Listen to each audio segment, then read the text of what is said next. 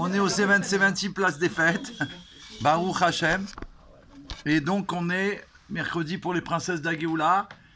Et on a annoncé que la semaine prochaine pour les princesses d'Agéoula, si Dieu veut, jeudi prochain, on aura un grand cadeau, une grande surprise. Bezrat Hashem. Donc aujourd'hui, on est juste avant la veille de Rosh Chodesh. Et il y a 2 jours, mais un Rosh Chodesh particulier cette année, c'est le mois d'Adar. On va fêter le nouveau mois d'Adar, mais cette année, il y a 2 mois d'Adar. Donc 2 mois d'Adar, le Rabbi a déjà expliqué que 2 mois d'Adar, c'est 60 jours. C'est 60 jours de joie, d'accord, qui sont liés avec Moïse, Moshe Rabbeinu. De joie dans le calendrier biblique, ça veut dire, d'accord, puisque les sujets du contraire de la joie ont été transformés dans le mois d'Adar à Purim. Grâce à la naissance de Moshe Rabbeinu, c'est le Rabbi qui a expliqué ça. Baruch Hashem. Donc le Rabbi dit que quand il y a 60 jours, c'est un sujet qui est lié à la halacha, à la loi juive, que si dans un récipient, une marmite, les femmes elles cuisinent, elles savent ça, si jamais il y a par exemple 66 kilos de viande dedans que je fais cuire, j'ai un invité à la maison avec un bébé qui est en train de lui donner le biberon, et à un moment donné, sans faire exprès bien évidemment, le biberon du petit est tombé, il y a une goutte de lait qui tombe dans la marmite de viande. D'après la halakha, on est obligé de suivre la halakha, puisque c'est 1 sur 60e, c'est annulé. On peut manger la viande tranquillement, sans dire « voilà, il y avait du lait, je crois que je ne transgresse pas et tout ». La halakha, elle ne permet pas, parce qu'elle nous dit que c'est complètement annulé. Le Rabbi, il prend cette halakha et il nous dit « quand il y a 2 mois d'Adar, il y a 60 jours de joie, ça annule les sujets négatifs ».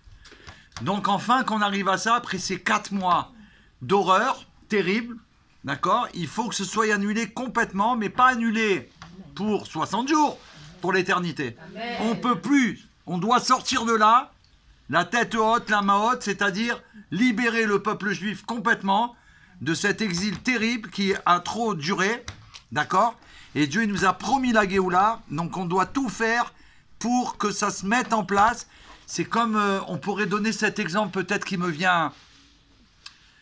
Et d'ailleurs, merci, parce qu'en fin de compte, à chaque fois qu'il y a des questions, vous avez remarqué qu'on arrive à sortir des merveilles. C'est-à-dire que, bien sûr, et là, ça me fait penser à ça. Quand Moshe Rabbeinu, il reçoit l'ordre de Dieu devant la mer, on est tous ensemble, d'avancer, et qui transmet l'ordre au peuple juif, d'accord ? Dieu lui dit, c'est pas le moment de prier, il lui dit, c'est pas le moment, sous-entendu, mes enfants, ils sont en danger. C'est pas le moment de prier, il faut qu'ils fassent quelque chose. Dis-leur d'avancer. Moshe, il transmet l'ordre aux enfants d'Israël, et la mer, on est devant, et grâce à Dieu, il y a un homme très très intelligent. Il faut savoir que c'était un ascite, avait une tête en Torah, une grande chorma. C'est pas quelqu'un qui comprenait rien, et qui a juste entendu un message, et il a avancé bêtement. La Torah nous dit non, il était très intelligent, c'est-à-dire qu'avec sa chorma, il aurait pu analyser l'ordre. Il l'a pas fait, il s'est soumis. Il a mis son intellect de côté, la Torah nous dit, et il a obéi à Moshe qui a dit d'avancer. Et il rentre dans la mer. La mer, ça fait 2448 ans, à ce moment-là, précis, qu'elle attend de réaliser ce que Dieu lui a ordonné à la création du monde. Quand mes enfants, ils vont vouloir passer, je t'ordonne de les laisser passer. Ça veut dire que tous ces 2448 ans pour la mer dépendaient de cette réalisation de la volonté d'Hachem. Ce qui veut dire que c'était déjà prêt depuis longtemps, mais il fallait arriver à ce moment-là pour que ça s'ouvre. Donc là, c'est pareil. Le Rabbi nous a annoncé que c'est la Géoula, d'accord ? Donc tout est prêt. Il reste une mitzvah à faire, on ne sait pas laquelle, une bonne action, on ne sait pas quoi, hein. Ça peut être un sourire, ça peut dire à quelqu'un, je ne sais pas si je savais laquelle, j'aurais tout fait pour la faire, et vous aussi, c'est évident. On ne sait pas, c'est pour ça qu'on doit tout faire ce qui nous est proposé, parce qu'on ne sait pas, c'est peut-être ça là. Des fois, c'est quelque chose qui me dérangerait peut-être, mais on ne sait pas, c'est peut-être ça là. Ça vient d'Hachem. Donc que Dieu fasse qu'on découvre et qu'on réalise ce qu'il faut faire pour réaliser justement la révélation du roi Mashiach. Pas simplement pour qu'on soit débarrassé des ennemis, puisque de toute façon, les ennemis, ils vont disparaître à jamais. Le contraire du bien. Oui, ça c'est la Torah qui le rapporte. Le contraire du bien va disparaître parce qu'il n'a pas d'existence véritable. Donc ça, il n'y a pas de souci là-dessus. Mais c'est pas que pour ça, c'est pour qu'enfin, On va servir Dieu. Baruch Hashem Beshefa, ça veut dire avec la tranquillité. Pas qu'on nous prenne la tête, que là ils nous mettent un PV, qu'ils veulent nous envoyer la voiture. On n'a pas le temps, c'est pas qu'on veut pas payer le on n'a pas le temps avec tout ça. On n'a plus le temps. On veut servir Hashem, on veut être dans la joie, qu'on n'est pas angoissé. On fait ça, on essaye de comprendre.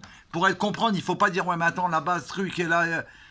C'est pas possible. Donc on va pouvoir enfin servir Hashem comme lui il le veut, comme lui il a toujours désiré. Et le Mashiach il va nous aider à chacun.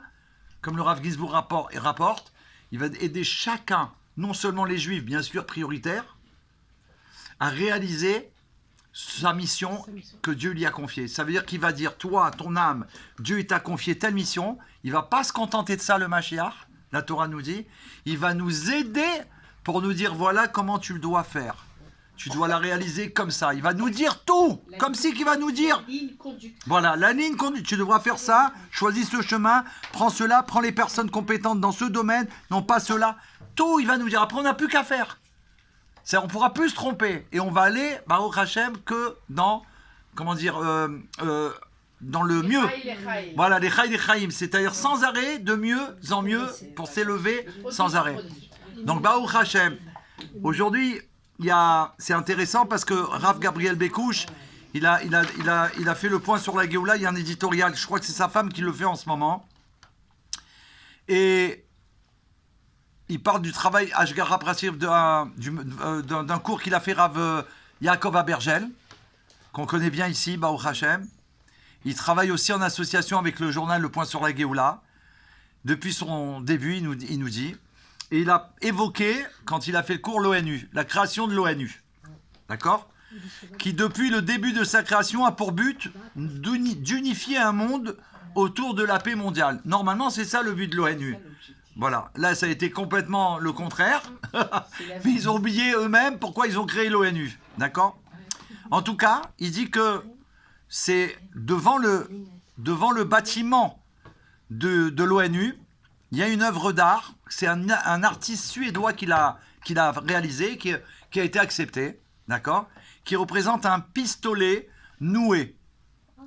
Oui, c'est un pistolet qui est un nœud, je vais vous le montrer, il est en photo, pour dire au monde, c'est fini la guerre, déposez les armes et il n'y a plus de guerre. Et c'est ça le but, normalement l'origine de l'ONU, c'est de faire qu'on va arriver, Baruch Hashem, où il n'y aura plus de guerre, parce qu'on va utiliser tout l'argent, toutes les ressources du monde pour le bien de l'humanité. Imaginez, tous les hommes de la terre, grâce à Dieu et par le Mashiach, ils vont œuvrer ensemble pour le bien de chacun. Chacun, il va penser au bien de l'autre. Celui qui habite là-bas, celui que je connais même pas. Dans le monde, ça va être une révolution, une rébellion. Ça va être des merveilles. Comme ils font en Israël. Comme on fait en Israël en ce moment. Regardez, en ce moment, c'est un microcosme Israël. Vous savez ce que c'est un microcosme? Un microcosme, la Torah nous apprend que dans le monde que Dieu il a créé, il y a des pays où là-bas il y a la montagne, là-bas il y a la mer, là-bas il y a le désert, là-bas il y a ci. Chacun il a des choses particulières. Israël, c'est la Terre Sainte. C'est le seul pays au monde où tout ce qu'il y a dans le monde, il y a en Israël. C'est unique. Il y a aussi la montagne là-bas, il y a la mer, il y a le désert, il y a tout. Baruch Hashem. Ça veut dire que c'est le microcosme. Ça veut dire qu'on a tout chez nous qui représente, qu'il y a dans le monde entier. Baruch Hashem. Donc cette arme, c'est la forme d'un arme, et cette arme c'est un pistolet qui s'appelle le Colt Python 357. C'est son nom. C'est l'œuvre d'art de ce monsieur. Voilà, je vous la montre. 357. 357. Ça c'est devant le 357. Alors c'est intéressant parce que là il développe c'est quoi? Pourquoi c'est Ashgara Pratit le suédois? Parce que tout vient d'Hachem. Voilà, bien sûr. On rajoute un et il y a autre chose que j'ai appris du Rav Ginsburg qui va beaucoup vous plaire. Or cette statue qui représente un pistolet qui se nomme Colt Python et Python aussi, donc Nahash. Nahash 358. Bah oui, Mashiach c'est le Nahash, c'est le serpent. Un python, c'est un serpent. D'accord? C'est terrible même ce serpent-là. Et le nombre 357, bien sûr, lié à Mashiach, que 357 plus le Kollel, il y a une gématria, toutes les gamitria qu'on peut faire. On peut rajouter, si on n'a pas le bon chiffre, le kollel, ça veut dire le fait que le mot, c'est 1 plus 357, ça fait Mashiach. D'accord? Donc c'est Mashiach. C'est la paix alors qu'il y a même... Et le Rav Yaakov Abergel, il a inspiré cette idée par le mot piton, que c'est aussi, ça ressemble au mot pitom, qui se veut dire soudain. Mashiach, il va arriver soudainement comme ça. On parle de Mashiach, voilà, imaginez la porte, elle s'ouvre, Mashiach, il rentre. Et attention, ça va être une surprise. Ça veut dire que le Maharsha, il explique ça dans la Gemara. Il dit il y a 3 choses qui arrivent par surprise, dont Mashiach. Et il donne l'exemple, il dit par exemple, il dit quoi, une piqûre de scorpion. Voilà, une piqûre de scorpion. Même si on le voit, on va se sauver. On va faire attention. Et si Chas Veshalom, il va piquer, on va dire un méchant, alors il va être surpris quand même. Pourtant, il avait vu. C'est quand même une surprise.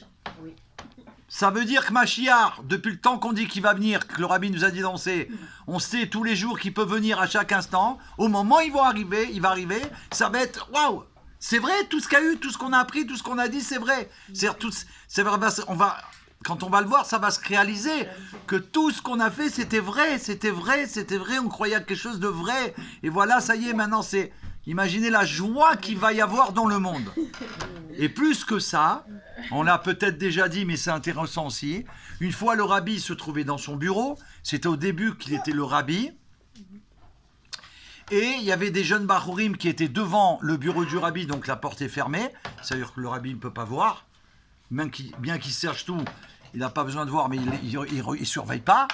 Et qu'est-ce qui s'est passé?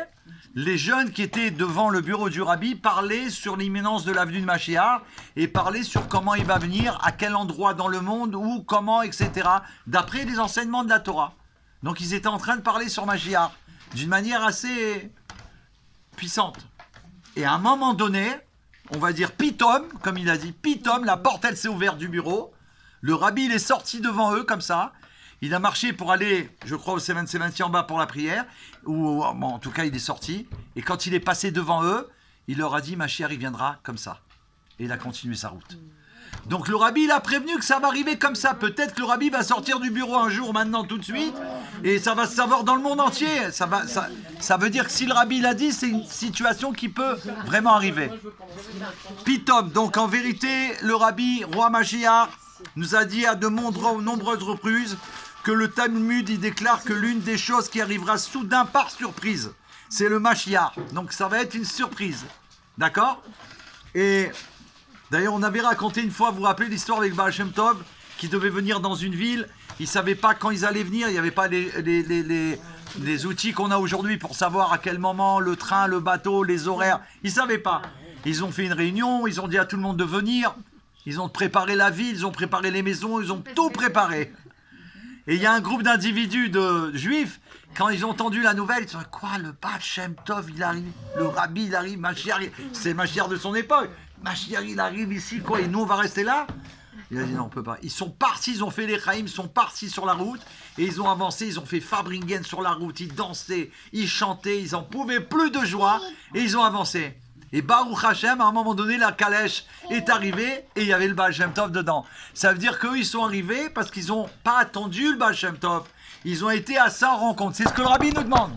Tiens, tu peux attendre, décore la... C'est pas grave, si tu décores chez toi, tu décores la ville, tu fais des activités. Mais il y en a, ils supportent pas. Ils disent, quoi, je vais attendre là? Le Mashiach, il est en train d'arriver, ça veut dire qu'il est déjà en route. Et moi, je vais attendre là, je vais déjà là-bas, je veux le voir. Et c'est ce qui s'est passé. Donc, il y a les deux cas. C'est ce qui se passe en ce moment. Donc c'est une surprise. Par les faits que nous on transmet aux 70 nations les 7 commandements, c'est marqué dans l'éditorial, hein. J'ai pas inventé. C'est le Dvar Malchut qui nous le dit cette semaine. Ça fait le plaisir d'Hachem. Le rabbi fait savoir que le fait de s'occuper des nations du monde, leur transmettre les 7 lois de Noé, c'est un grand plaisir pour Hachem. Imaginez, c'est sa volonté. Et en plus de ça, nous, on pourrait dire, mais attends, j'ai plein de choses à faire, je dois m'occuper de mes frères, je dois m'occuper de ma femme, du travail. Attends, c'est pas tellement important, c'est plus important. Le fait que tu dis, non, c'est Dieu qui a demandé au mont Sinaï par Moshe que je le fais, ça cause un plaisir Hachem immense. On ne peut même pas s'imaginer. c'est incroyable. C'est que les nations accomplissent leur... C'est parce que grâce à ça, ils vont accomplir leurs 7 commandements. Et c'est sa volonté, Hachem. Donc il n'y a pas plus grand, nous les juifs. On se transmet de papa, maman, la famille, etc. Donc on a un travail à l'école, on va en vacances. Même quelqu'un qui est loin, il a une possibilité de rencontrer des juifs qui vont lui dire « Attends, t'es juif, mon frère. Ça y est, ma chère, il arrive, fais quelque chose, un petit truc, ce que tu veux. » Mais il y a toujours, il y a des shurim partout. Mais les non-juifs, ils sont tellement nombreux, ils sont, quand on va vers eux, on leur apporte des merveilles qui font plaisir à Hachem. Je termine juste la phrase. Donc, grâce à toute cette diffusion des sources, on aura le dévoilement de Pitom Mashiach, c'est-à-dire la surprise. Tout de suite, il arrive.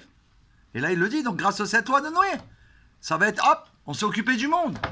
Et maintenant, plus rapidement, le temps d'un clin d'œil, ça veut dire, hop, comme ça, on va apprendre et le Mashiach, il est là. Je rajoute juste ça du Rav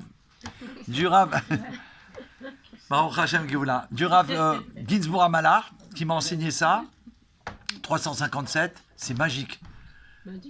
Non, c'est extraordinaire. 357, à part ce qu'on a dit, le Rav Ginsburg Amalar, ça représente quoi? Birkat Kohanim. C'est la 357. Donc même là, ils ont mis ça, c'est Ashgara Pratit. Non, c'est pas rapporté là-dedans. Ça, j'ai appris d'un cours du Rav Ginsburg Amalar. Il dit comme ça que 357, ça correspond aux 3 bénédictions qu'il y a dans Birkat Kohanim. Ivarecha Hashem Veishmerecha, il y a 3 mots. Après, il y a 5 mots. Yair Hashem Panavelecha Vichuneka. Et après, Issa Hashem, il y a 7 mots. Yasem Lecha Shalom. Donc il y a 3 mots, 5 mots et 7 mots. 357, c'est Birkat Kohanim. C'est incroyable, hein? C'est rapporté par le Rav, donc c'est pas Stam. Ça veut dire que juste avant Mashiach, Birkat Kohanim. Il y a la Bara parce qu'il faut la Birkat Kohanim. Il faut la bénédiction des Kohanim pour entrer dans l'avenue de Mashiach, Baruch Hashem. Donc ça, c'était un cadeau. Et vous vouliez dire quoi, Mayan? Justement, je me suis posé la question quand j'ai reçu le message de Rav Bekouch ce matin par rapport à l'éditorial. Je n'ai pas encore lu. D'accord. Mais c'est ce qu'on vient, je viens de le lire. C'est exactement ça que j'ai lu. Oui, je non. sais. Mais je me suis posé la question parce que quand il dit de s'occuper des autres nations, et à ce moment-là, je me suis dit quand même, par rapport à ce qui se passe, David, par rapport, ça c'est quelque chose d'exceptionnel, d'horriblement exceptionnel ce qui se passe en ce moment. On n'a pas quand même la priorité. Qu'est-ce qu'il dit, le Rav Gainsbourg? Je leur ai bien posé la question de s'occuper de nos frères avant. Alors, bien sûr que ça, c'est évident qu'on doit s'occuper de nos frères. À la rencontre et de leur expliquer des choses et tout, bon, c'est vrai qu'il y a de quoi faire avec les c'est pas qu'il y a les 7 lois, on peut. Mais je suis content que vous posiez cette question. Voilà, mais vous y avez répondu en partie. Non, mais on va répondre mieux que ça par le Rav Ginsburg, hein, puisque vous posez. Voilà. Le Rav Ginsburg, il y a une urgence. C'est incroyable parce qu'il a fait savoir ça il y a presque 2 ans. Au début, c'était...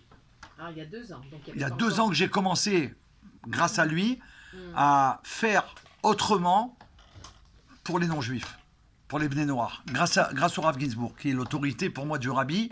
Donc j'ai dit avec lui, je peux aller où il veut. Vous comprenez? C'est comme si je suis Narshon dans la mer. Non, d'ailleurs, on a tous suivi. C'est ça qui est incroyable, c'est qu'on l'a tous suivi. Ça veut dire, imaginez la responsabilité de celui qui rentrait dans la mer. C'était pas que lui il rentre, c'est qu'on suit tous. On a obéi, il a obéi, et grâce à lui on est rentré. Et on a été tous sauvés. Et on ressort avec les richesses.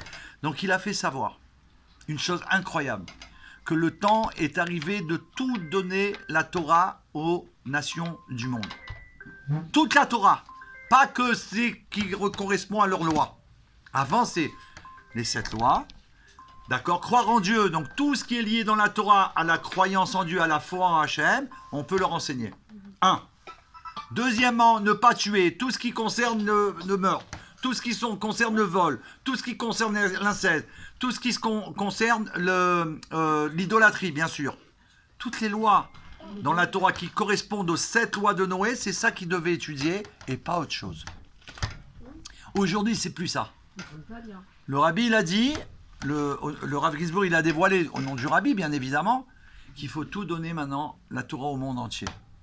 Il a expliqué, bien sûr, pas pour qu'ils deviennent juifs, bien qu'il y en a qui vont vouloir, il a bien dit vouloir devenir juifs, d'accord? Ils vont vouloir. Il dit pourquoi? Il dit parce qu'aujourd'hui, par rapport à ce qu'il y a dans le monde, à tout ce qui est dévoilé dans le monde, d'accord, toute cette pluralité, aujourd'hui ne suffisent plus les 7 lois de Noé. Ça ne suffit pas pour faire qu'un non-juif, il va changer, il va décider, il va être bouleversé, il va être ému, il va être émerveillé, ça ne suffit plus. Ces 7 lois, ils ont plein de lois là-bas qui les embêtent, ils ont des lois là. Alors il dit qu'en donnant la Torah aux non-juifs, toute la Torah je parle, ils sont émerveillés parce que nous on est émerveillés tous les jours depuis qu'on l'étudie. Imaginez pour eux qu'ils n'ont jamais étudié la Torah, c'est des merveilles constantes tous les jours, chaque instant est toujours renouvelé. Donc ils ne connaissent pas ce genre d'études. Et cette sainteté qu'il y a dedans, ils ne connaissent pas. Du coup il dit grâce à ça, qu'est-ce qui va se passer? Ils vont accepter de réaliser les 7 lois de Noé véritablement de leur volonté. Hein. Il y en a d'autres qui vont dire ça ne me suffit pas, moi. C'est tellement grandiose. Je veux devenir juif. Je veux devenir juif. Même si tu me dis, c'est dur, c'est une tannée, il va te dire, je n'ai rien à faire. Moi, j'ai 3-4 dans mon groupe, alors que j'ai rien fait pour ça. Hein. Depuis le début, j'ai toujours dit, non, on fait ça pour les 7 lois de Noé. On ne fait pas ça pour vous convertir. Vous allez au consistoire. Nous, c'est pas du tout ça. On transmet le message de Dieu. Même le rabbi l'a fait savoir. On n'est pas là pour convertir et vous n'avez pas affaire vous devez être un non-juif.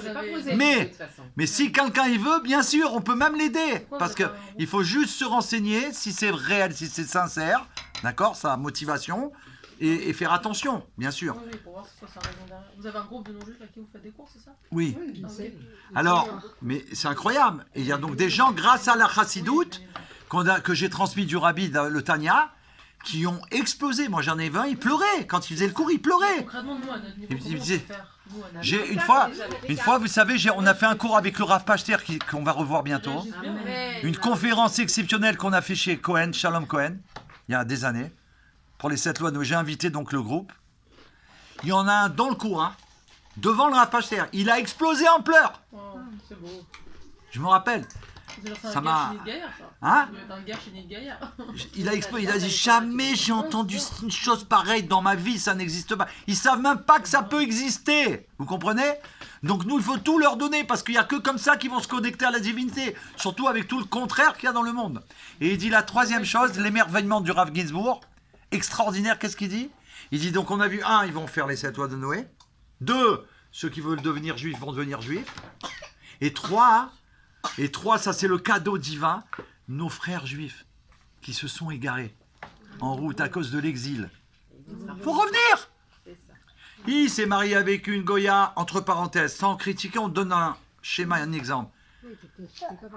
Cette personne non juive, qui fait partie de sa famille a priori, bien qu'on sait que c'est pas vrai al Pitora, mais pour lui c'est sa famille, il s'est marié avec une, il est avec eux, etc.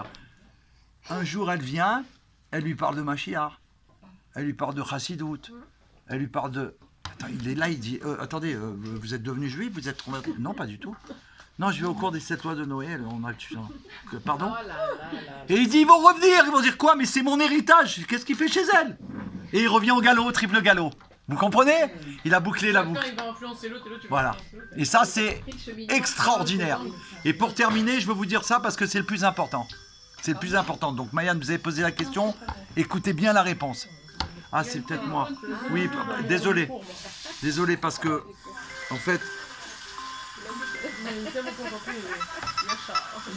Voilà, j'ai oublié de le débrancher, le... Non, mais c'est pas ça, c'est que je le connais pas bien. Ils m'ont mis... Voilà, j'avais oublié. Donc, la dernière chose extraordinaire, mais alors ça dépasse tout. Et c'est ça qui m'a boosté. Il a dit que grâce à ça, cette diffusion de la Torah au monde entier, d'une manière sans limite, on a dit que c'est pas pour qu'ils deviennent juifs, on a déjà expliqué ça. Ça va en un instant faire tomber l'antisémitisme. Il disparaît. J'ai dit quoi? Il a dit c'est la seule solution. C'est de faire notre mission. Et cette mission-là, de la réaliser, ça tombe tout seul. Mais oui. Ça tombe, ça disparaît. On a fait ça, on a été gentil, on n'a pas été gentil, on a été ça, ils nous haïssent plus, encore plus. Donc on ne comprend plus rien. t'as fait ça, tu les as aidés, ça marche pas, il n'y a rien qui marche. On n'a pas essayé ça. De transmettre aux nations du monde les 7 lois de Noé, ce qui est notre mission qu'on a reçue au Mont Sinaï, et qui va faire l'antisémitisme, il tombe. Il n'y a plus, c'est fini. C'est fini à dégager. Non seulement ils deviennent fous d'amour pour le peuple juif, et ils nous viennent en aide à réaliser, nous viennent en aide pour la réaction. Je peux vous aider pour ce que vous faites pour la Géoula. Mais alors, quel est le timing au niveau de la... Parce qu'on dit que l'antisémitisme ne va s'arrêter que quand Mashiach sera là. Alors, quel est le timing? Alors, la réponse, elle est simple. En 91, le rabbi Ladi Mashiach est déjà là. Donc, le timing, il est déjà passé. Mashiach est déjà là. Mais oui, si c'est moi qui le dis, Ah oui, il ne faut oui, pas oui, me croire, il ne oui, faut pas oui. m'écouter. Si c'est un tel, quand le Rav Pachter, il nous a annoncé ça, c'était pas en son nom. Il dit, le rabbi, il a dit ça. Nous, on transmet ce que le rabbi nous Non, dit. mais c'est ça. De manière visible. Ah, de manière visible, ça va être différent. Parce On que, doit continuer. de manière visible, qu'est-ce qui va se passer? De manière visible, c'est qu'il n'y a plus d'options pour changer. C'est ça, Razak. Il n'y a plus d'options de possibilité de changer. Tant qu'on ne le voit pas, on va dire, Parce qu'on nous est- on le veut tout de suite. Ah oui, mais on le voit pas. Voilà, tant qu'on oui, on le voit pas, bien sûr. Tant qu'on le voit pas, on va dire, on pourrait même dire qu'il se cache pour permettre à tout le monde de rentrer. On pourrait dire comme ça. Hein. Mais oui, puisqu'on doit étudier le Dvar Malchut et qu'on est finalement un peu les Juifs d'après 1991. C'est Tafsinoun, c'est à partir de 90 qu'il a annoncé ça, et la guerre du Golfe, et après ça démarre et il annonce le Mashiach, il est déjà les là. mêmes recettes, quoi. Donc maintenant qu'il est là, mais qu'il n'est pas révélé, s'il se révèle là, regarde, si on attend, on apprend là tout de suite à la télé, parce que j'ai même pensé une chose là, hier au cours des Bnei Noirs, j'ai eu une image, je leur ai dit en direct, je dis écoutez, je viens d'avoir une image, c'est incroyable. Souvent, on dit tous comme ça, quand on voit dans le métro les gens sur leur tablette. Ouais. Alors on dit ça en sens pas bien. Hein. On dit ouais, ils sont tous sur leur téléphone. Et j'ai dit non, puisque le rabbin nous dit de tout voir bien. Je dis pourquoi ils font ça? Eux ils font ça parce qu'ils cherchent des bêtises ou autre chose. Mais en vérité c'est pas pour ça. Ils vont savoir dès que Mashiach il est là. Ils vont dire attends, ils ont dit que Mashiach il est là, même si c'est un non-juif. Il y avait une vidéo. Donc on va être au courant. Le rabbi il a dit ça une fois. Vous comprenez? Dans vos parce que On reste connecté, quoi. voilà, le rabbi l'a dit une fois, les policiers ils étaient au 770 devant pour l'honneur de l'endroit et du rabbi bien sûr. Et une fois il a dit, le rabbi Shabbat, hein, le rabbi il a dit pendant le Fabriken, il a dit est-ce que vous savez pourquoi les policemen ils ont des talkie-walkie? Le rabbi dit ça en Fabriken.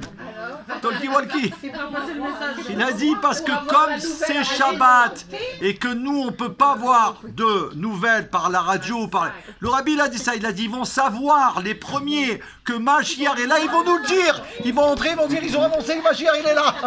D'où l'obligation de nous souhaiter Bessorot Tova. Amen. Quitte quelqu'un. Voilà, amen. Quitte quelqu'un au téléphone. Donc Bessorot voilà, Tovot. c'est très bien Allez, sûr, bonne nouvelle. bien sûr. Voilà. Donc ça change tout. Donc si Faut dire aussi en on français, essaye de regarder tout sur la dynamique de Mashiach, parce que de la même manière, Vous avez ouvert la porte? de Il fait de- très froid là. de- Vous avez le chauffage? non, Pardon. de la même manière que, comment dire, Le chauffage, c'est très froid. le monde, avec tout le contraire du bien qu'il y a aujourd'hui dans le monde qui s'est dévoilé, Merci. parce qu'avant aussi il y avait ça. Avant aussi il y avait ça, mais il n'y avait pas le dévoilement total du mal. Là c'est ce qui se passe, c'est pour ça que c'est effrayant. Ce qu'il faut, c'est surtout pas rentrer là-dedans, il ne faut pas laisser rentrer la terreur à l'intérieur de moi. Comment je peux faire? Grâce à la chassidoute, c'est sûr et certain, les secrets de la Torah, ça veut dire quoi? Faire un espace divin, se mettre dedans, avoir une totale confiance à Hachem. Il est le bien absolu, il protège nous tous, chaque personne de bien dans le monde, particulièrement les enfants d'Israël qui sont là que pour lui, et j'avance. Et je rentre pas. Si je laisse rentrer toutes ces informations, je peux pas avancer. Et je peux pas être dans la Géoula. Donc toutes les questions que vous avez, ou que nous avons, on les a tous.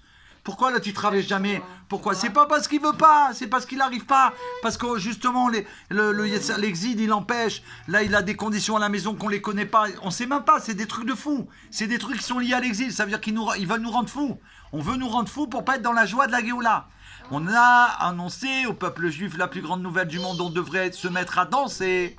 Et on voit qu'on nous informe de choses qui sont le contraire du bien et de Mashiach, qui veulent nous faire tomber. Donc on rentre pas là-dedans. Voilà, là l'ONU, on sait. Regardez ce cours, comment il démarre. L'ONU, ils font le contraire de ce qu'ils ont fait pour leur création. Il y a une arme devant. Il y a une arme avec un nœud. Je vous l'ai montré. C'est Voilà. C'est un artiste qui a fait Voilà. ça. Voilà, Il a dit que voilà, le c'est métal, devant, c'est l'enseigne. ça. Il n'y a plus Le de guerre. métal qui a servi aux armes, à partir de ce moment, C'est, ça ça- devrait servir pour faire les socles de charrue, Voilà. pour aider l'humanité à qui est manger. quoi? Rappelez-le, Mayan. Quoi Qu'est-ce qui a marqué Euh, devant l'ONU? Comment dire? Pas l'enseigne, mais l'entête de la charte des nations du monde. Ça veut dire si vous recevez, faire le métal. oui, et ben en dessous, L'objectif Tout- en Non. anglais, c'est marqué. mais en dessous, il y a marqué la prophétie d'Ishaïa de Isaïe. C'est eux qui ont choisi ça. Ils changeront, ils transformeront leurs armes leur métal, en socle de charrue. Ils ont pris la prophétie et ça va se réaliser parce que c'est divin. Ils ont choisi ça. Dieu va faire que ça va passer par eux, qu'ils veulent ou pas, parce que c'est Dieu qui décide tout. Et c'est ça qui est incroyable. Donc là, Pitom, ça va arriver. Baruch Hashem, non, ça veut dire que c'est de la folie, quoi. Regardez. Et là, il a mis les 7 lois en arabe. On a les 7 lois en arabe qui sont marquées. C'est pour ça qu'il faut écouter le rabbi, parce qu'il nous fait voir les informations que nous, on ne capte pas. On ne comprend pas. Alors là, dans le Mishpatim, il dit comme ça. Concernant l'actualité, c'était la veille de Parashat Mishpatim, comme aujourd'hui. Donc, comme si c'est maintenant, on est jeudi, mercredi, je crois que ce qu'il va dire, ça s'est passé le vendredi. Je crois que c'est le vendredi, ce qu'il va dire. Les dirigeants des superpuissances de ce monde, en 1992, ont décidé de placer leurs relations sous un nouveau jour, de transformer, de changer leur attitude. Ils ont décidé de supprimer l'état de belligérance et de réduire l'armement afin de prôner la paix. C'est en 92, les non-juifs eux-mêmes qui ont décidé de faire ça. L'unité et l'entraide. Ils ont mis en place ce système, bien sûr grâce à Dieu. C'est incroyable. Ce mercredi, le rabbi dit. C'était aujourd'hui. C'était un mercredi. Ce mercredi, 3 jours avant Shabbat. C'est incroyable ou pas? Que Dieu soit béni vraiment de nous faire ces cadeaux. Ça s'est passé aujourd'hui en 92. Ce mercredi, 3 jours avant Shabbat, le président des États-Unis à l'époque, je ne me rappelle plus son nom, 92. Ok, il faut remonter dans le temps pour savoir qui c'est. C'était Bush, peut-être, je ne sais pas. Non, c'est ça, hein? Bush fils alors peut-être, non? Avant? Bien sûr. En tout cas, en 92, président des États-Unis, on tape 92. Ce mercredi, 3 jours avant Shabbat, le président a déclaré qu'il diminuerait le budget consacré à l'armement et il utiliserait des crédits ainsi libérés pour renforcer la prospérité économique. Voilà, ça a été leur décision. Cette décision a été ratifiée par l'Assemblée. Donc, tout le monde a été d'accord, dont les décisions force de loi, même d'après la Torah. Puisqu'ils ont fait cette décision-là, d'après la Torah, comme c'est une majorité, ça veut dire que c'est à force de loi. Ça veut dire que même si eux, on va dire comme ça, ils voudraient arrêter, C'était Bush, hein. c'était Bush. Ouais. Bush fils, hein. Voilà, le jeune, ouais. Donc imaginez, c'est à l'époque de Bush que ça s'est passé avec le rabbi. Incroyable. Et vous allez voir ce que le rabbi dévoile.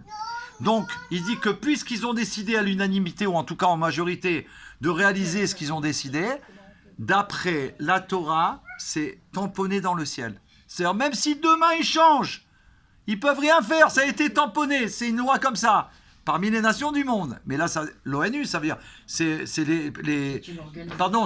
les chefs d'État qui se sont réunis. C'est les chefs d'État qui se sont réunis, qui sont venus à New York. Il va dire, le Mashiach, il œuvre... Alors là, il dit, ça c'est la preuve que Mashiach, il œuvre déjà dans le monde. Seulement, ça ne se voit pas, parce qu'on ne voit pas ce qu'il fait, si on pourrait dire en cachette. D'accord? Les enfants d'Israël peuvent tirer la conclusion suivante. Au vu de cet avancement dans l'histoire, il est nécessaire de révéler la délivrance. Ça veut dire, depuis 92, ils œuvrent dans le monde, comme ça ou comme ça, même s'ils font le contraire, quoi qu'il arrive, ça va dans cette direction. La Géoula serait effective lorsque cesseront les guerres dans le monde, et lorsque les nations transformeront leur glaive en socle de charrue, qui est la prophétie. Un peuple ne portera plus l'épée sur l'autre, et ils n'apprendront plus l'art de la guerre. Ça, c'est eux-mêmes qui ont choisi cette enseigne pour c'est la charte des Nations Unies, c'est la charte de l'ONU, c'est un truc de malade, une prophétie de la Torah. C'est eux qui l'ont choisi, elle est en train de se réaliser. Le rabbi dit, ce qu'ils ont choisi, ça se réalise puisqu'ils se sont réunis ici à New York pour prendre la décision. Et il va dévoiler, le Mashiach lui-même obtiendra cette victoire. C'est le rabbi qui va déclencher la victoire.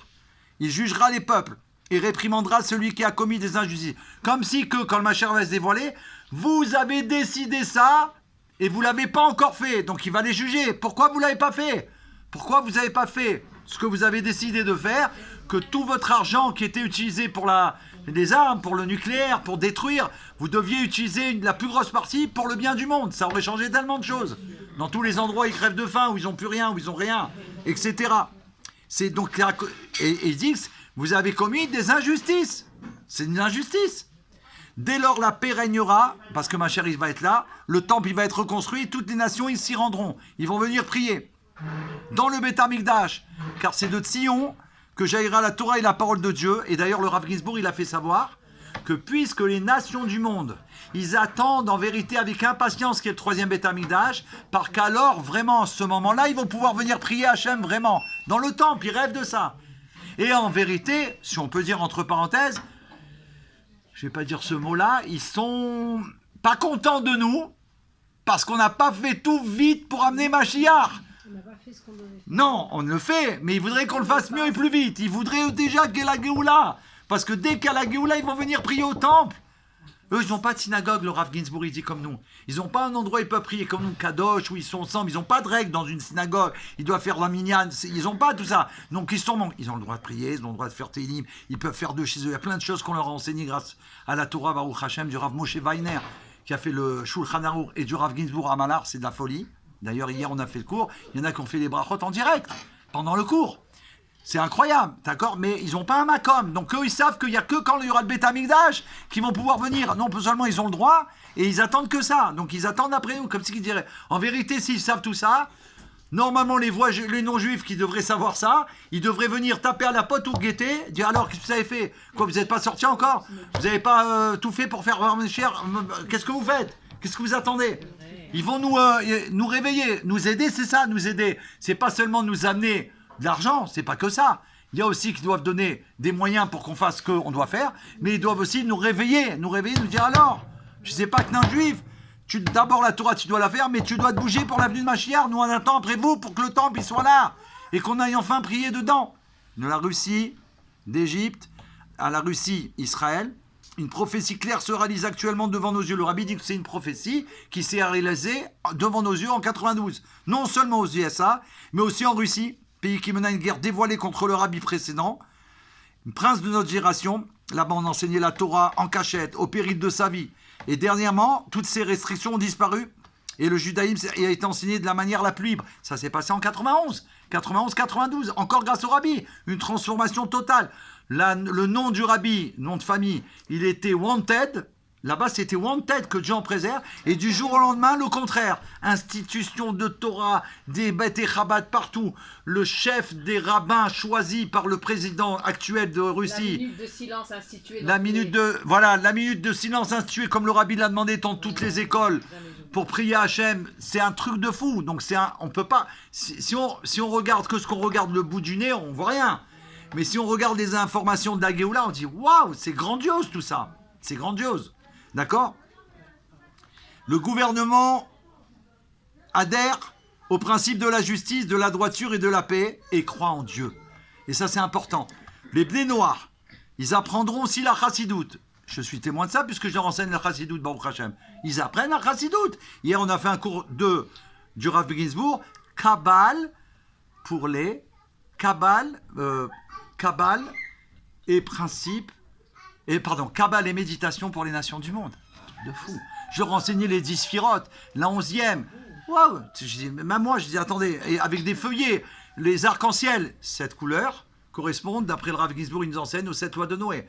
Les 620 commandements, on sait qu'il y en a 613, et 7 des sages. Mais il dit, il y a aussi un avis qui a 613 commandements, plus 7 lois de Noé. Ça fait 620. Keter, ça correspond à la couronne. Ça veut dire qu'ils font partie de nous.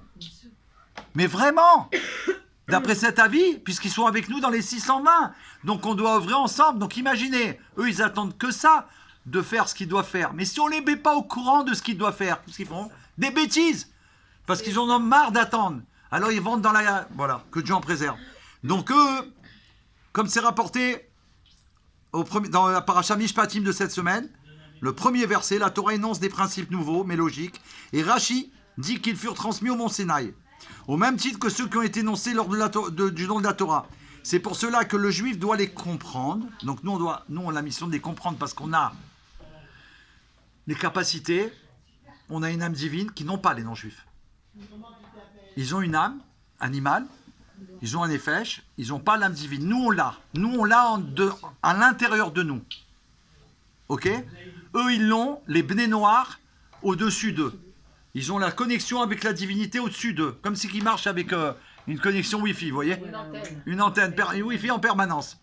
Les non-juifs qui ne font pas encore les 7 lois de Noé, ils ont une connexion très lointaine. Ça veut dire, waouh! Mais Hachem, il ne les oublie pas. De temps en temps, il leur transmet des messages. Ou alors des épreuves pour qu'ils se réveillent, pas pour les punir, chas v'shalom, ou de temps en temps, il leur envoie un chaliar qui leur parle des 7 lois de Noé. Et là, ils reviennent. Et il dit, même ceux-là qui sont très loin, ils peuvent un jour décider de tout laisser tomber leur galoute et de devenir juifs. Donc il n'y a pas, il est loin, il n'est pas loin. Non, non, ça veut dire de devenir juif s'il a envie. D'avoir le désir. On a dit depuis tout à l'heure, c'est pas le but. On est en train d'expliquer qu'Hachem, il donne les possibilités à chacun de venir vers lui comme il le désirera. Vous voyez? C'est ça le truc, de savoir, il n'y a pas non, toi tu n'auras jamais. C'est pas vrai. Hachem, il donne la possibilité à chacun. Baruch Hachem. Et il dit comme ça. Après, il y a eu le psak-din. Avant, il y a eu le psak-din qui a été fait, qu'on a su que le rabbi, c'est le Melech HaMashiach. D'après le psak-din, que ça a été, on a expliqué, nous, Baruch Hachem, en long et en large, que ça a été officiel, et c'était, puisque dans la paracha, on trouve les lois qui concernent principalement les tribunaux, alors il y a un direct du fait que les rabbanim ont tranché que le temps de la délivrance est arrivé, ça c'est un psak-din, et que la décision des nations de tendre vers une ère de paix et de bienfaisance, elle est arrivée vraiment. La paracha Mishpatim de ce Shabbat est liée à la délivrance encore plus, puisque ça va être Shabbat Rosh Chodesh. Ce Shabbat c'est Mishpatim. C'est ce qu'on explique, les lois. Mais il dit que ces lois, elles ont été aussi données à Moshe. Tout de suite après avoir reçu la Torah, Dieu lui a ordonné de monter sur la montagne et il lui a enseigné toutes ces lois-là. Donc c'était aussi sur le mont Sinaï. D'accord? Après, il va nous les expliquer parce qu'il a eu tout en direct de Dieu. C'est le seul qui a eu la Torah en direct de Dieu, de la bouche d'Hachem. Si on peut dire face à face, Dieu, il a expliqué chaque loi de la Torah pour pouvoir nous les expliquer, pour que, d'ailleurs, quelqu'un qui connaît, les Rav ou les Dayanim, ils doivent nous expliquer, même si on a 10, 20 questions, on ne parle pas pour les déranger, mais si on va à un cours important pour nous et qu'on a décidé de le faire, qu'il a accepté, il doit nous expliquer 10, 20, 100 fois, s'il veut, jusqu'à qu'on comprenne. C'est leur mission, parce que sinon on fait quelque chose qui n'est pas bien, qui n'est pas conforme. Donc il faut qu'ils aient de la patience, mais il faut qu'ils sachent que leur rôle, c'est de nous apprendre à nous comporter comme il faut, à faire ce qu'il faut. Donc les rabbanim ont tranché que le temps de la délivrance est arrivé, et que cette ère messianique, elle est là, cette ère de paix, et ça se passe entre la paracha Yitro qu'on a fait la semaine dernière, avec les lois relatives à l'autel, et la paracha Trouma, où il est dit, ils me feront un sanctuaire et je résiderai parmi eux. Et ça concerne aussi la tzedaka qu'on doit donner, car dans notre paracha, il est dit, si tu prêtes de l'argent à mon peuple, c'est-à-dire aux pauvres, alors c'est comme si qu'on prête à Dieu lui-même. Donc il ne faut pas avoir peur sur la tzedaka, ça s'est rapporté clair dans la Torah. Peu importe ce que tu as ou ce que tu vas donner, tu seras toujours gagnant. Jamais le contraire. Jamais. Un jour, tu retrouveras un besoin là, tu vas voir que Dieu ne t'a pas oublié parce qu'un jour, tu as fait ça, même si tu ne l'as pas fait pour ça. C'est clair et net. Donc ça, il ne faut jamais avoir peur. C'est la plus grande bracha. La joie, le mazal et la Géoula, ce Shabbat qui bénit le mois d'Adar, dont le mazal est bon, il apporte la joie de Purim et rapproche la délivrance de Purim à celle de Pessah. Bon, là, ce sera le mois d'après, puisqu'il y a 2 mois d'Adar, mais c'est quand même proche de la Géoula, puisqu'on va voir, bien sûr, ces merveilles de Purim de tout le mois. Et la semaine prochaine, on va fêter, parce que j'ai appris un avis qui dit que Moshe Rabbeinu, il est né il y avait 2 Adar, Adar Rishon. Ouais, Baruch Hashem. Donc on va le faire, si Dieu veut, le rendez-vous la semaine prochaine. À la rue Dieu, c'est en l'honneur de Moshe Rabbeinu qu'on fait ce Farbringen. Ben oui. Ah, c'est pour ça qu'on a choisi cette date. Je sais, mais j'ai pas regardé. Jeudi, on a pris jeudi. Pourquoi? Parce que c'est le soir.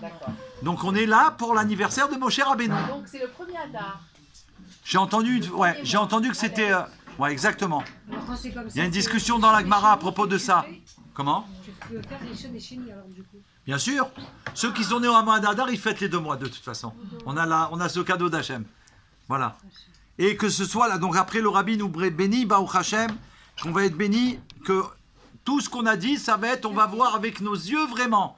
C'est pas que des mots, là c'est des mots, Et tout le monde va voir que ces mots, c'est vrai. La réalité, ça dépend de nous et de nos actions. Donc nos actions, pour qu'elles soient conformes à la volonté de Dieu, il faut savoir quelles actions on doit faire, comment on doit se comporter. Là, aujourd'hui, on a un travail, ils sont 8 milliards. Il y a plus de 8 milliards de personnes, donc ça veut dire partout, il y en a. C'est pas comme des juifs, tu vas là, tu sais pas s'il y a un juif. Mais des non-juifs, c'est sûr qu'il y en a. Donc t'inquiète pas, tu peux même t'aider en disant à un juif, à un passant, tu dis, bon les femmes, vous parlez aux femmes, madame, est-ce que seriez-vous juif par hasard? alors voilà, alors elle vous dit, mais voilà, non, pas par hasard, même Géoula, seriez-vous juif? La dame, elle dit, non, je suis vraiment désolé. Ah bah écoutez, voilà. Oui. Alors, et là, on leur dit, ah ben ça tombe bien, madame, parce que je voulais vous transmettre les 7 lois de Noé, que le rabbi a demandé de rapporter à tous les non-juifs qu'on rencontre. C'est une grande joie pour moi et un honneur. Voilà, si vous avez quelques Dans instants. les deux cas, on a une réponse. Voilà, c'est ça. Si c'est un juif, madame, les bougies de Shabbat, c'est bon. Voilà. Il y a toujours quelque chose. Donc l'un ou l'autre, on a quelque chose à transmettre. C'est ça. Et c'est beau, parce que dire on peut être sans arrêt occupé. Et c'est ça qu'Hachem, il veut qu'on soit occupé. Ouais. C'est Ashgara, parce que le monsieur m'a dit, regardez, je les ai donnés pour un monsieur, ça fait un mois ici, elle m'a dit, il en a pris, mais voilà, c'est pour vous. Je vais leur donner Vous allez voir la bracha, c'est exceptionnel. Voilà, prenez-les. C'est-à-dire qu'elles vous disent oui ou qu'elles vous disent non, on fait Il y a Voilà. Alors que Dieu y fasse, puis c'est la première partie du cours, qu'il soit béni. Donc c'est le Dvar Malchut, on l'a fait. Et le rabbi, dans le développement du cours, il dit clair. Merci, monsieur. Non mais vraiment, c'est incroyable. Parce que le rabbi, il a dit que quand il y a eu cette décision auprès des nations du monde, on l'a déjà fait le cours l'année dernière, l'année d'avant. Mais c'est bien de rappeler, le rabbi, il a expliqué. Elles sont mieux que les autres. Ouais, Baruch Hashem. Parce que d'abord, elles sont solides. Voilà, c'est ça. Ah oui, Et elles sont claires, on arrive à bien voir. Il y a la chaîne derrière où il y a nos vidéos. Donc quand vous donnez ça à quelqu'un, il peut se brancher, il rentre chez lui, il se branche, il a 300-400 vidéos qu'il peut voir. Il fait Super. sur les blés noirs, c'est quand même incroyable. C'est pas que... Attendez, je vais vous expliquer, voilà, je vous explique ce que je connais, mais allez voir, il y a des vidéos courtes, moyennes et grandes, selon ce que vous voulez, mais vous avez, voilà, de quoi faire. Et Baruch Hashem, c'est... Mais monsieur Surtout Torchman, ouais. est-ce que quelqu'un a remplacé le rabbi Non. depuis qu'il est mort? D'abord, personne ne peut remplacer le rabbi puisqu'il est vivant. Il est vivant. Il est vivant. Chai vekayam. Non, c'est pas par ça. Et Mouna, c'est pas que pour ça. C'est pas que pour ça. Tous les tzadikim sont là, ils sont vivants, mais le rabbi, c'est différent. J'ai expliqué pour pas rentrer dans un... On est enregistré, on laisse l'enregistrement. Non, parce que ça, c'est un cours qu'il faudrait faire que ça, en entier. Mais je vais quand même donner une réponse pour pas dire qu'on n'a pas répondu. Voilà. En tout cas, d'après ce qu'Hachem m'a permis d'apprendre auprès de nombreux mashpim et de chalières dans le monde, à chaque fois que je voyage, donc c'est tellement de chalières que j'ai entendu. Voilà, comme ça, j'ai appris. Et je crois que c'est du Rav Volpo aussi, surtout. Puisque lui, son livre, il a fait d'après la loi juive, pour montrer que le rabbi est le Mashiach d'après la Torah, pas d'après nos envies, pas d'après on aime le rabbi, pas d'après tout ça, d'après la loi juive. Est-ce que c'est lui le Mashiach? Alors la réponse concernant est-ce qu'il est là, ou est-ce qu'il y a un remplaçant, ou est-ce qu'il peut y en avoir un? D'ailleurs, il n'y en a pas. Et normalement, il y a toujours un nouveau. On ne laisse jamais, s'il n'y a plus de rabbi, le peuple juif seul. C'est impossible, il n'y a jamais eu. Et Moshe, il est parti, bien qu'il est toujours là, tout de suite Yoshua, il est venu. Et même c'est lui qui l'a présenté au peuple juif. Donc on ne peut pas rester seul, parce que Dieu a décidé comme ça. Il ne peut pas laisser le peuple juif sans guide. D'accord. Maintenant, une réponse qu'on peut donner, en tout cas celle que je connais, c'est qu'à partir du moment où le rabbi a accepté, devant tout le monde, au C20C20, quand on lui a dit qu'on faisait l'annonce que d'après la Torah, d'après le Rambam, qui est le Posek Halacha, ça veut dire celui qui est le décideur connu et reconnu dans le monde entier concernant les lois de Mashiach, que d'après les lois de la Torah, le rabbi a tous les signes d'être le Mashiach, et il a dit ça devant le rabbi, en présence du rabbi et des chassidim. Et le rabbi a accepté cette nomination devant tout le monde. D'accord? Alors, conséquence, le rabbi il a tout de suite fait savoir Cette annonce qui a été faite, elle est entendue ici, elle va être entendue en haut, comme ça le rabbi il a dit. Et elle va revenir ici, ça veut dire qu'elle va être acceptée aussi dans le tribunal céleste. Parce que dès qu'il y a un sac en bas, c'est transmis en haut pour que les lois changent par rapport à cette décision qui a été prise. Comme on a dit tout à l'heure, la loi qu'ils ont pris les non-juifs, ça a été validé en bas, par eux en majorité, donc c'est validé en haut. Ils ne peuvent plus changer. Ça a été validé. Même si eux, les hommes, ils changent, et si aujourd'hui, c'est plus les mêmes, c'est trop tard. C'est validé. Donc maintenant que le rabbi, il a accepté d'être le Mashiach devant tout le monde, donc il a accepté, il a reconnu, qu'est-ce qui se passe? La Torah nous dit qu'à ce moment-là, d'accord, il devient le Mashiach reconnu, et du coup, il obtient, comme c'est rapporté dans le Télim, l'éternité. Le contraire de la vie ne peut plus le toucher. Ça veut dire que c'est fini. Parce que Mashiach, il amène la vie éternelle à toutes les nations du monde, donc lui-même il l'a. Et c'est pour ça que le rabbi, et c'est pas que ça la réponse, on va donner une autre réponse pour vous aider, c'est que c'est rapporté dans le Zohar HaKadosh, à la fin de Daniel, c'est rapporté qu'il y a une première, c'est expliqué par Rashi, que Mashiach il doit se dévoiler. Donc quand il s'est dévoilé, le rabbi qu'il a dit que Mashiach il est déjà là, il a déjà fait quelque chose. Tout le monde n'a pas accepté ou n'a pas reconnu, pas accepté mais n'a pas reconnu, mais il y en a qui l'ont reconnu et accepté.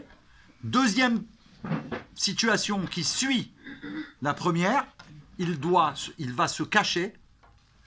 Il y a marqué dans le Zohar, on ne parle pas de... Dans le Zohar HaKadosh, il va se cacher.